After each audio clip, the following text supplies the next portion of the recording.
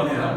നടുവേദന ഉണ്ടാകുന്നത് പുറകോട്ടേക്ക് എക്സ്റ്റെൻഡ് ചെയ്യുമ്പോഴാണെന്ന് വിചാരിക്കുക. അതായത് ലെംബാർ എക്സ്റ്റൻഷനിലാണ് സിവിയർ പെയിൻ. അപ്പോൾ ലെംബാർ എക്സ്റ്റൻഷൻ ചെയ്യുമ്പോൾ സിവിയർ പെയിൻ ഉണ്ട്. നമ്മൾ എന്ത് ചെയ്തു? ആരോഗ്യം കിട്ടും. എന്നിട്ട് നമ്മൾ പറയാണ് ലെഫ്റ്റ് സൈഡിലേക്ക് ഫ്ലെക്സ് ചെയ്യുമ്പോൾ പെയിൻ. അപ്പോൾ പുറകോട്ടേക്കും ലെഫ്റ്റിലേക്കും വരുമ്പോൾ പെയിൻ കൂടുതലാണ്. അപ്പൊ എന്താണ്? ഇത് ലെഫ്റ്റ് സൈഡ് ഫ്ലെക്ഷനിലും പെയിൻ ഉണ്ട്. അപ്പൊ ഇതാണ് അഫക്റ്റഡ് കമ്പാർട്ട്മെന്റ് അല്ലെ? ഇതാണ് അഫക്റ്റഡ് കമ്പാർട്ട്മെന്റ്. ഇവിടെയാണ് ഡയഗ്നോസിസ്. ഡയഗ്നോസിസ് നമ്മൾ ചെയ്തപ്പോൾ മനസ്സിലായി ലെഫ്റ്റ് സൈഡ് കമ്പാർട്ട്മെന്റ് ആണ് അഫക്റ്റഡ്. ഓക്കെ, അപ്പൊ നമുക്ക് എവിടെ ട്രീറ്റ് ചെയ്യണം? ഓപ്പോസിറ്റ് സൈഡിൽ ട്രീറ്റ് ചെയ്യണം. എങ്ങനെയാണ് ട്രീറ്റ് ചെയ്യാം? നമ്മൾ ഫ്ലെക്ഷനിൽ ട്രീറ്റ് ചെയ്യണം, മുമ്പോട്ടേക്ക് ബെൻഡ് ചെയ്യുന്നതും അതുപോലെ തന്നെ ഓപ്പോസിറ്റ് സൈഡ് ഫ്ലെക്ഷൻ. മനസ്സിലായോ? ഈ ഒരു കമ്പാർട്ട്മെന്റ് നമ്മൾ ട്രീറ്റ് ചെയ്യണം. അപ്പൊ ഇതാണ് നിങ്ങളുടെ ട്രീറ്റ്മെന്റ് കമ്പാർട്ട്മെന്റ്. ക്ലിയർ ആയോ? ഓപ്പോസിറ്റ് സൈഡ് ആണ്. അപ്പോ ഈ പൊസിഷൻ വരുന്ന രീതിയിൽ പേഷ്യന്റിനെ കിടത്തുക. ഈ പൊസിഷൻ വരുന്ന രീതിയിൽ പേഷ്യന്റിനെ കിടത്തി കഴിഞ്ഞിട്ട് അതിനുശേഷം മാനുവൽ തെറാപ്പി അപ്ലൈ ചെയ്യുക. മാനുവൽ തെറാപ്പി അപ്ലൈ ചെയ്യുമ്പോൾ 2-3 സെഷൻ കൊണ്ട്, ചില കേസിൽ 2-3 മിനിറ്റ് കൊണ്ട് ഈ പെയിനെ റിലീവ് ചെയ്യാൻ പറ്റും. അപ്പോൾ അതിനുശേഷം ഈ പെയിൻ വീണ്ടും വരാതിരിക്കാനുള്ള എക്സസൈസസ്, മറ്റുള്ള മൊഡാലിറ്റീസ് യൂസ് ചെയ്യുന്ന ട്രീറ്റ്മെന്റ് ഒക്കെ ചെയ്യും. ഇനി ഇത് സിവിയർ ആണെങ്കിൽ ഈ ഒരു കംപ്രഷൻ കാരണം സിവിയർ ആയിട്ട് പ്രോബ്ലം ഉള്ളതുകൊണ്ട് അകത്ത് നീർക്കെട്ടുണ്ട്, അങ്ങനെയുള്ള പ്രശ്നങ്ങളൊക്കെ ഉണ്ടെങ്കിലോ നീർക്കെട്ടിനെ കുറയ്ക്കാനുള്ള ട്രീറ്റ്മെന്റ് ആദ്യം എടുക്കണം. അതിനുശേഷം മാനുവൽ തെറാപ്പി ചെയ്യണം. അതിനുശേഷം എക്സസൈസ് തെറാപ്പി ചെയ്യണം. ഇതൊക്കെ എവിടെയുള്ള ഫിസിയോതെറാപ്പി ആൻഡ് റീഹാബിലിറ്റേഷൻ ക്ലിനിക്കിൽ പോയി കഴിഞ്ഞാൽ നിങ്ങൾക്ക് ലഭ്യമാകും. ഓരോ നടുവേദനയും ഈ ഒരു രീതിയിൽ മൂവ്മെന്റ് അനലൈസ് ചെയ്തുകൊണ്ട് ട്രീറ്റ് ചെയ്ത് കഴിഞ്ഞാൽ വളരെ വേഗം സുഖപ്പെടുത്താൻ സാധിക്കും. ഈ ഒരു കംപ്രഷന്റെ സിവിയർ സ്റ്റേജ് ആണ് ഡിസ്ക് ബൾജ് എന്ന് പറഞ്ഞു കഴിഞ്ഞാൽ. ഫോഴ്സുകൾ വരും. അപ്പൊ ഈ ഫോഴ്സുകൾ വരുമ്പോൾ ഡിസ്കിനെ കംപ്രസ് ചെയ്യും. കംപ്രസ് ചെയ്യുമ്പോൾ ഡിസ്ക് കുറച്ച് ബൾജ് സംഭവിക്കും. ബൾജ് സംഭവിച്ചാൽ അത് നെർവ് റൂട്ട്സിനെ പോയിട്ട് കംപ്രസ് ചെയ്യാം. അപ്പൊ അതുകൊണ്ട് റേഡിയേറ്റിംഗ് പെയിൻ ഉണ്ടാവും. ഇതൊക്കെ നിങ്ങൾക്ക് അറിയാവുന്ന കാര്യമാണ് അല്ലെ? റേഡിയേറ്റിംഗ് ബാക്ക് പെയിൻ ഒക്കെ നിങ്ങൾക്ക് അറിയാവുന്ന കാര്യങ്ങളാണ്. അപ്പോ ഈ ഒരു കണ്ടീഷനിൽ എവിടെയാണ് ആദ്യം ട്രീറ്റ് ചെയ്യേണ്ടത്? കാലിലേക്ക് റേഡിയേറ്റിംഗ് പെയിൻ ചെയ്യുന്ന പെയിനെ ആദ്യം ട്രീറ്റ് ചെയ്യേണ്ട കാര്യമുണ്ടോ? ഇല്ല. ആദ്യം എന്താ ചെയ്യാം? ഇതിന്റെ ഈ കംപ്രഷൻ കുറയ്ക്കാനുള്ള ട്രീറ്റ്മെന്റ് എടുക്കണം. കംപ്രഷൻ കുറയ്ക്കാനായിട്ട് പല രീതിയിൽ നമുക്ക് കുറയ്ക്കാനുള്ള ഓപ്ഷൻസ് ഉണ്ട്. ട്രാക്ഷനിലൂടെ, മെക്കാനിക്കൽ ട്രാക്ഷനിലൂടെ നമുക്ക് കുറയ്ക്കാൻ സാധിക്കും. ലംബാർ ട്രാക്ഷനിലൂടെ നമുക്ക് പറ്റും. ഇവിടെ ഒരിക്കലും ഇതിനെ ജനറലൈസ് ചെയ്ത് ട്രീറ്റ് ചെയ്യരുത്. ജനറലൈസ് ചെയ്ത് ട്രീറ്റ് ചെയ്താൽ പ്രത്യേകിച്ച് കാര്യമൊന്നും ഉണ്ടാവില്ല. എപ്പോഴും സ്പെഷ്യലൈസ് ചെയ്ത് ട്രീറ്റ് ചെയ്ത് കഴിഞ്ഞാൽ വളരെ ഈസി ആയിട്ട് ബാക്ക് പെയിനെ സ്പോട്ടിൽ തന്നെ കുറയ്ക്കാൻ പറ്റും. അതിനുശേഷം ഇത് വരാതിരിക്കാനുള്ള ഈ പറഞ്ഞ എല്ലാവിധ പ്രിപ്പറേഷൻസും നമുക്ക് ഫോളോ ചെയ്യാൻ സാധിക്കും. ക്ലിയർ അല്ലേ? അപ്പൊ നടുവേദന ഉണ്ടാവും ഉണ്ടെങ്കിൽ തീർച്ചയായിട്ടും നിങ്ങൾ ഈ പോയിട്ട് അറിഞ്ഞിരിക്കണം.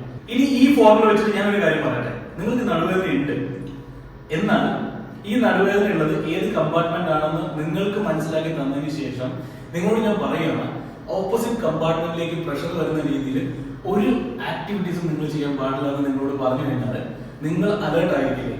അപ്പോൾ നിങ്ങൾ എന്ത് ചെയ്യും? നിങ്ങൾ ഓട്ടോമാറ്റിക് ആയിട്ട് നിങ്ങളുടെ പോസ്റ്റർ, നിങ്ങൾ ജോലി ചെയ്യുന്ന രീതി, നടക്കുന്ന രീതി, നിങ്ങൾ ആക്ടിവിറ്റീസ് ചെയ്യുന്ന രീതി, ഇതൊക്കെ നിങ്ങൾ കറക്റ്റ് ചെയ്യും. അപ്പോൾ ആ ഒരു കറക്ഷൻ കൊണ്ട് തന്നെ നിങ്ങളുടെ പെയിൻ ഒരു പകുതിയോളം നമുക്ക് കുറയ്ക്കാൻ പറ്റും. പിന്നെ എക്സസൈസ് ചെയ്യുമ്പോൾ ഫ്ലെക്ഷൻ പെയിൻ ഉള്ള ആളുകളോട് പറയും എക്സ്റ്റൻഷൻ എക്സസൈസ് മാത്രം ചെയ്താൽ മതി. എക്സ്റ്റൻഷൻ വരുന്ന കാര്യങ്ങളൊക്കെ ചെയ്തോളൂ. ഫ്ലെക്ഷനിലേക്ക് സ്പൈൻ പോകുന്ന രീതിയിലുള്ള ആക്ടിവിറ്റീസ് എല്ലാം ഒഴിവാക്കണം എന്ന് പറയും. എക്സ്റ്റൻഷനിൽ പെയിൻ ഉള്ള ആളുകളോട് എന്ത് പറയും? ഫ്ലെക്ഷൻ എക്സസൈസ് മാത്രം ചെയ്താൽ മതി. അതുപോലെ തന്നെ എക്സ്റ്റൻഷനിലേക്ക് വരുന്ന കാര്യങ്ങളൊക്കെ ഒഴിവാക്കാൻ പറയും. ഈ ഫോർമുല ഇപ്പോൾ നിങ്ങൾക്ക് മനസ്സിലായിട്ടുണ്ട്. ഇനി ഞാൻ ഒരു ചോദ്യം ചോദിക്കാം. എക്സ്റ്റൻഷനിൽ നിങ്ങൾക്ക് പെയിൻ ഉണ്ട്, അതായത് ലെംബാർ എക്സ്റ്റൻഷൻ പുറകോട്ടേക്ക് പോകുമ്പോൾ നിങ്ങൾക്ക് പെയിൻ ഉണ്ട്. ഇവിടെ നിങ്ങൾ ഒരു ബാക്ക് സപ്പോർട്ട് യൂസ് ചെയ്ത് കഴിഞ്ഞാൽ, സാധാരണ കാർ ഓടിക്കുമ്പോൾ ബാക്ക് സപ്പോർട്ട് യൂസ് ചെയ്ത് കഴിഞ്ഞാൽ നിങ്ങൾക്ക് പെയിൻ കുറയും. നടുവേദനയ്ക്ക് ബാക്ക് സപ്പോർട്ട് യൂസ് ചെയ്ത് കഴിഞ്ഞാൽ നടുവേദന മാറുന്നത് നിങ്ങൾക്ക് പലപ്പോഴും പലരും പറഞ്ഞു കേട്ടിട്ടുണ്ട്. എന്റെ ചോദ്യം ഇതാണ്, എക്സ്റ്റൻഷനിൽ പെയിൻ ഉള്ള ഒരാൾക്ക് ബാക്ക് സപ്പോർട്ട് വെച്ച് കഴിഞ്ഞാൽ പെയിൻ കുറയുമോ? മനസ്സിലായോ? This is movement analysis. അപ്പോ ഈ മൂവ്മെന്റ് വീണ്ടും അഗ്രവേറ്റ് ചെയ്യുകയാണ് നിങ്ങൾ. അപ്പോൾ ഈ മൂവ്മെന്റ് വീണ്ടും അഗ്രവേറ്റ് ചെയ്യുകയാണ്. നിങ്ങൾ എന്താ ചെയ്യുക? നിങ്ങൾ ബാക്ക് സപ്പോർട്ട് വെച്ചിട്ട് നിങ്ങൾ അതിലേക്ക് ചാരിയിരിക്കുമ്പോൾ ഇവിടെ വീണ്ടും എക്സ്റ്റൻഷൻ കൂടുകയാണ്. അപ്പോൾ എക്സ്റ്റൻഷൻ പെയിൻ ഉള്ള ആളുകൾക്ക് ബാക്ക് സപ്പോർട്ട് യൂസ് ചെയ്ത് കഴിഞ്ഞാൽ കൂടുതലായിട്ട് പെയിൻ കൂടാനുള്ള ചാൻസസ് ഉണ്ട്. ശരിയല്ലേ? ഇവർക്ക് നമ്മൾ കൂടുതലും സജസ്റ്റ് ചെയ്യുന്നത് ന്യൂട്രൽ പൊസിഷനിലാണ്. ന്യൂട്രൽ പൊസിഷനിൽ വെക്കാനുള്ള കാര്യങ്ങൾ പറഞ്ഞു കൊടുക്കും. ഐസോമെട്രിക് എക്സസൈസ് പറഞ്ഞു കൊടുക്കും. ഫ്ലെക്ഷൻ എക്സസൈസ് പറഞ്ഞു കൊടുക്കും. ഈ ഫ്ലെക്ഷൻ എക്സസൈസ് ചെയ്തതിന് ശേഷം എക്സ്റ്റൻഷനിലെ പെയിൻ എല്ലാം മാറിയതിനു ശേഷം പിന്നീട് അഡ്വാൻസ് സ്റ്റേജിലേക്ക് പോകുമ്പോൾ എക്സ്റ്റൻസാസിനെ നമ്മൾ സ്ട്രെങ്ത് ചെയ്യാനുള്ള കാര്യങ്ങൾ പറയും. അതിനുശേഷം റൊട്ടേറ്റേഴ്സിനെ സ്ട്രെങ്ത് ചെയ്യാനുള്ള കാര്യങ്ങൾ പറയും. പിന്നെ ബാക്ക് മസിൽസിന് സപ്പോർട്ട് വരേണ്ട മറ്റു മസിൽസുകൾ ഏതെങ്കിലും വീക്ക് ആണെങ്കിൽ അതിനെ സ്ട്രെങ്ത് ചെയ്യാനുള്ള അഡ്വൈസും തരും. ഇത്രയും കാര്യങ്ങൾ ചെയ്ത് കഴിയുമ്പോൾ നിങ്ങൾക്ക് ബാക്ക് പെയിൻ കംപ്ലീറ്റ് ആയിട്ട് മാറും. ഇനി ഒട്ടും പോയേണ്ട, കാരണം ലേണിംഗ് ഇവിടെ അവസാനിക്കുന്നില്ല. ഞങ്ങൾ നിങ്ങൾക്ക് ഹെൽത്ത് കെയർ ടിപ്സ് പറഞ്ഞു തന്നുകൊണ്ട് തന്നെ ഇരിക്കും. നിങ്ങൾ ഞങ്ങളുടെ കൂടെ ഉണ്ടായാൽ മാത്രം മതി.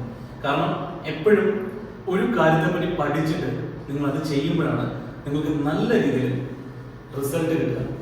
ഞങ്ങൾ നിങ്ങൾക്ക് ഹെൽത്ത് കെയർ റിലേറ്റഡ് ആയിട്ടുള്ള അറിവ് പകർന്നു തരുമ്പോൾ ഞങ്ങളുടെ ജോബ് അവിടെ കുറച്ചും കൂടെ ഈസി ആകുകയാണ്. കാരണം നിങ്ങൾക്ക് അതിന്റെ കോർ റീസൺ മനസ്സിലാക്കി കഴിഞ്ഞു കഴിഞ്ഞാൽ നിങ്ങൾക്ക് വലിയ രീതിയിലുള്ള ട്രീറ്റ്മെന്റ്സ് ഒന്നും ആവശ്യം വരില്ല. ചെറിയ ചെറിയ ട്രീറ്റ്മെന്റ്സിലൂടെ തന്നെ നിങ്ങളുടെ പ്രശ്നങ്ങൾ പരിഹരിക്കാൻ സാധിക്കും. ബിക്കോസ് ഞങ്ങളുടെ എഫേർട്ടും അവിടെ കുറവായിരിക്കും, നിങ്ങളുടെ എഫേർട്ടും അവിടെ കുറവായിരിക്കും. എന്താ അത് തന്നെയല്ലേ നല്ലത്? ഇങ്ങനെ ഒരു സ്ക്വയർ ഫോർമുല നിങ്ങൾക്ക് കാണിച്ചു തന്നപ്പോൾ എല്ലാ നടുവേദനകളും ഞങ്ങൾ ഇങ്ങനെയാണ് ഡയഗ്നോസ് ചെയ്യുന്നത് എന്ന് നിങ്ങൾ തെറ്റിദ്ധരിക്കരുത്. കാരണം സ്പെഷ്യൽ ടെസ്റ്റുകൾ ഞങ്ങൾ ഇടയ്ക്കൊക്കെ യൂസ് ചെയ്യാറുണ്ട്. കാരണം അവിടെ നെർവ് ഇൻവോൾവ്മെന്റ്, മറ്റു മസിൽസിന്റെ ഇൻവോൾവ്മെന്റ്, വേറെ ജോയിന്റ് ഇൻവോൾവ്മെന്റ്, ഇതൊക്കെ ഞങ്ങൾക്ക് വേർതിരിച്ചെടുക്കാനായിട്ട് ഞങ്ങൾ സ്പെഷ്യൽ ടെസ്റ്റുകൾ നടത്തും. അങ്ങനെ സ്പെഷ്യൽ ടെസ്റ്റുകൾ നടത്തുന്നതിനോടൊപ്പം തന്നെ ഞങ്ങൾ മൂവ്മെന്റ് അനാലിസിസും കൂടി ചെയ്യുമ്പോഴാണ് നിങ്ങൾക്ക് അവിടെ ശരിയായ ട്രീറ്റ്മെന്റ് ലഭിക്കുക. വേദനകൾ സംഭവിക്കുമ്പോൾ രണ്ട് രീതിയിൽ സംഭവിക്കാം. ഒന്ന് പ്രൈമറി കോസ്, അതായത് റൂട്ട് കോസ് കാരണം നിങ്ങൾക്ക് ഉണ്ടാകുന്ന വേദന.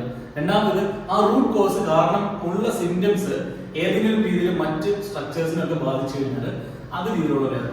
ഉദാഹരണത്തിന് പറഞ്ഞു കഴിഞ്ഞാൽ ഒരു കംപ്രഷൻ ഫോഴ്സ് കൂടുമ്പോൾ അവിടെ ഒരു ഡിസ്ക് ബൾജ് ഉണ്ടാകും. അപ്പൊ അത് റൂട്ട് കോസ് ആണ്. ഈ റൂട്ട് കോസ് വേറൊരു സിംറ്റം ഉണ്ടാക്കും, അത് വേറൊരു നെർവിനെ പോയിട്ട് കംപ്രസ് ചെയ്യും. അപ്പൊ അത് റിലേറ്റഡ് ആയിട്ട് റേഡിയേറ്റിംഗ് പെയിൻ ഉണ്ടാവും. അപ്പൊ ഇതെന്താണ്? സെക്കൻഡറി പെയിൻ ആണ്. അപ്പോൾ പലപ്പോഴും ട്രീറ്റ്മെന്റുകൾ നിങ്ങൾക്ക് ലഭിക്കുന്നത് സെക്കൻഡറി പെയിൻ ആയിരിക്കും, എല്ലാ ട്രീറ്റ്മെന്റുകളും അല്ല.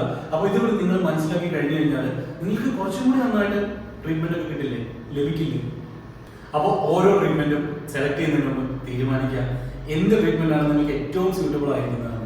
അത് തിരഞ്ഞെടുത്തതിന് ശേഷം മാത്രം നിങ്ങൾ ട്രീറ്റ്മെന്റ് ചെയ്യുക. അപ്പോൾ റിസൾട്ടും അതേപോലെ തന്നെ വളരെ സാറ്റിസ്ഫൈങ് ആയിരിക്കും. ഇങ്ങനെയൊക്കെ മൂവ്മെന്റ് അനാലിസിസ് ചെയ്തിട്ട് മൂവ്മെന്റ് റിലേറ്റഡ് മാത്രമല്ല മറ്റു പ്രശ്നങ്ങളും അവിടെ ഉണ്ടെന്ന് കണ്ടു കഴിഞ്ഞു കഴിഞ്ഞാൽ അവിടെ ഇലക്ട്രോ തെറാപ്പി യൂസ് ചെയ്തുകൊണ്ടും അതുപോലെ തന്നെ manual therapy, myofascial therapy, dry needle therapy, trigger point release ചെയ്യാനായിട്ടുള്ള ഷോക്ക് വേവ് തെറാപ്പി, അപ്പോൾ ലേസർ തെറാപ്പി, ഇങ്ങനെ പല ട്രീറ്റ്മെന്റുകൾ യൂസ് ചെയ്തിട്ടും നടുവേദന ട്രീറ്റ് ചെയ്യാറുണ്ട്. ഇതൊക്കെ എന്തിനാണെന്ന് വെച്ച് കഴിഞ്ഞാൽ സെക്കൻഡറി സിംറ്റംസ് എന്തെങ്കിലും ഉണ്ടെങ്കിൽ അതിനെ ക്യൂർ ചെയ്യാനാണ്. അപ്പൊ പ്രത്യേകം ഓർക്കുക, ഒരു ട്രിഗർ പോയിന്റ് റിലേറ്റഡ് ഒക്കെയാണ് നടുവേദന വന്നതെങ്കിൽ അവിടെ മൂവ്മെന്റ് റിലീസ് ഒന്നും ചെയ്തിട്ട് പ്രത്യേകിച്ച് കാര്യമൊന്നും ഉണ്ടാവില്ല. ആ ട്രിഗർ പോയിന്റിനെ ഫൈൻഡ് ചെയ്യണം, അത് ഏത് മസിലിലാണെന്ന് കണ്ടുപിടിക്കണം, അതിനുശേഷം ആ ട്രിഗർ പോയിന്റിനെ റിലീസ് ചെയ്യണം. ഇത്രയും കാര്യങ്ങൾ ചെയ്തു കഴിഞ്ഞാൽ ആ ഒരു കോസ് കാരണം ഉണ്ടായ നടുവേദന മാറ്റാൻ പറ്റും. അപ്പോൾ എപ്പോഴും പ്രധാനപ്പെട്ട കാര്യം ഈ നടുവേദന ഉണ്ടാകുന്നത് എന്ത് കാരണങ്ങൾ കൊണ്ടാണെന്ന് മനസ്സിലാക്കുക വഴിയാണ്.